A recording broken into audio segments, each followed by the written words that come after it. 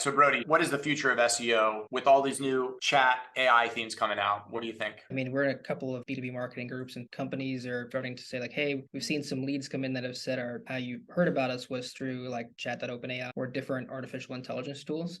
Where this is kind of heading is that SEO is probably going to go away. I know Google's building their own new search engine that's going to be more of a chat-based interface. Bing has their own chat interface as well. So the idea is SEO historically has been like, how do I rank my website for this keyword? I want to be at the top of the list. What's going to happen now is that with these new interfaces, the difference is going to be not sending them to your site. It's going to be a conversation. So if I'm like, what's the best airline to fly to China? It's going to respond with an answer, right? So that's the difference. Whereas before, if you Google that, I get 10 different blogs that are like, this is the best one. This is the best one. You know how it goes, right? So I think there'll be a big need for what's called like artificial intelligence optimization, AIO. I think it's going to be a new term that people are going to start talking about because it's going to shift from how do I create content on my website to rank for organic keywords to how do I influence the algorithms at OpenAI to think of me or my company when somebody types in something related to it. That's going to be the trick. And that's not as simple as just building up your website. A lot of other things are going to influence that. And I think that's going to be the new game, AIO. AIO, that is awesome. I think it just reinforces the fact that AI is not going to replace marketers,